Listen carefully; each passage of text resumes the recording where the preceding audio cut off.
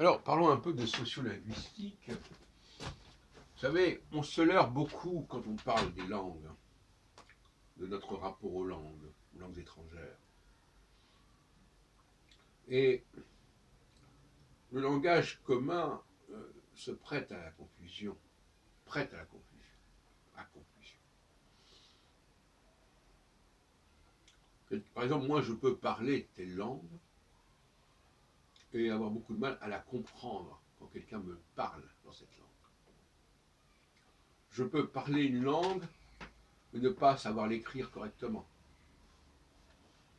ou même ne pas savoir la lire. Dans le cas de l'hébreu, par exemple, beaucoup de gens parlent l'hébreu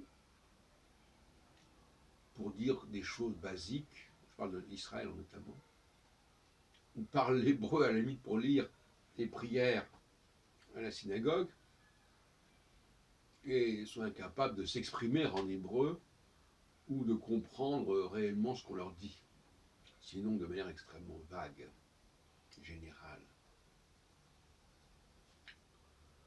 Donc, soyons modestes. C'est vrai que parler une langue, c'est toujours l'occasion de subterfuge, sinon de malhonnêteté. Parce que on va employer l'expression parler la langue avec toutes sortes d'arrière-pensées et de restrictions mentales. Oui, je la parle, mais je ne la comprends pas. Oui, je la parle, mais je ne la lis pas. Et malheureusement, pour ne parler que des juifs,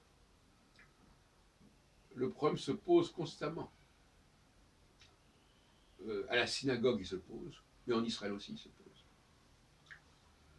Dans ces deux cas, que nous avons déjà signalés en 1978, lors de la création du Cercle d'études et de recherche sur l'identité juive, le CERI. Selon Wikipédia, le département des Yvelines est un département français appartenant à la Grande Couronne de la région Île-de-France.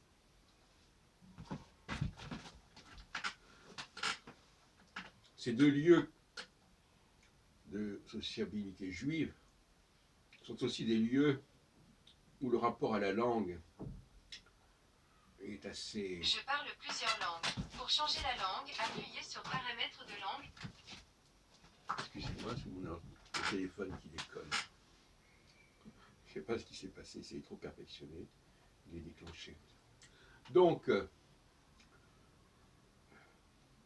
j'ai pu observer dans les deux cas le phénomène. À la synagogue, les gens lisent l'hébreu mais ne le comprennent pas, ne le parlent pas. Donc ils ont un rapport ambigu, ambivalent à la langue.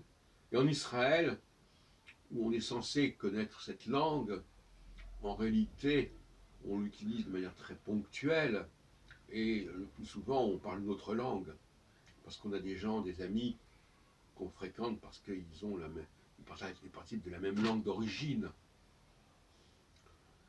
Israël, c'est un peu comme un pays comme ça où les gens se retrouvent, un pays d'exilés quelque part. On nous dit qu'ils reviennent dans leur terre, mais en réalité, ils se comportent comme des exilés et ils aiment bien se retrouver entre gens venant de la même origine. Et cette même origine, c'est évidemment pas Israël, c'est évidemment la France, les États-Unis, la Pologne, c'est pourquoi.